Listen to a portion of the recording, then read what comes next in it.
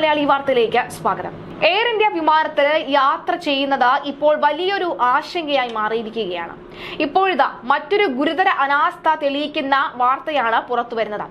ജപ്പാനിൽ നിന്ന് ഇന്ത്യയിലേക്കുള്ള എയർ ഇന്ത്യ വിമാനത്തിന് കൊൽക്കത്തയിൽ അടിയന്തര ലാൻഡിംഗ് നടത്തിയതായാണ് സംഭവം. എയർ ഇന്ത്യയുടെ ടോക്കിയോ ഡൽഹി ബോയിംഗ് 787 വിമാനമാണ് കൊൽക്കത്തയിൽ അടിയന്തരമായി ഇറക്കിയത്. വിമാനത്തിലെ എയർ കണ്ടീഷനിംഗ് സംവിധാനത്തിന്റെ പറ്റിയ തകരാറ് ശ്രദ്ധയിൽപ്പെട്ടതിനെ തുടർന്നാണ് വിമാനം കൊൽക്കത്തയിൽ ഇറക്കാൻ പൈലറ്റ് പെട്ടെന്ന് തീരുമാനം എടുത്തത്. കുഞ്ഞുങ്ങളടക്കം വിയർത്ത് അസ്വസ്ഥത പ്രകടിപ്പിക്കുകയും ചെയ്തു. എയർ കണ്ടീഷനിംഗ് സംവിധാനത്തിൽ തകരാർ വന്നതോടുകൂടി വിമാനത്തിനുള്ളിലെ ചൂട് കൂടിയതായാണ് പ്രശ്നം.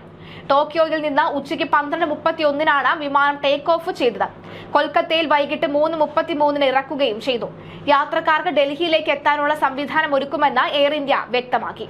അതേസമയം മറ്റൊരു സംഭവത്തിൽ ചെന്നൈയിലേക്ക് പോകുന്ന ഒരാൾ എയർ ഇന്ത്യ വിമാനം കത്തിക്കരിഞ്ഞ ദുർഗന്ധം അനുഭവപ്പെട്ടതിൽ തുടർന്ന് തിരിച്ച് ഇറക്കുകയുണ്ടായി.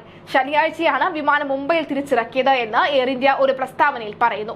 മുംബൈയിൽ നിന്ന് ചെന്നൈയിലേക്ക് സർവീസ് നടത്തുന്ന എയർ ഇന്ത്യ വിമാനം AI 639 വെള്ളിയാഴ്ച ക്യാബിനിൽ നിന്ന് കരിഞ്ഞ മണം ഉയർന്നു വന്നത്.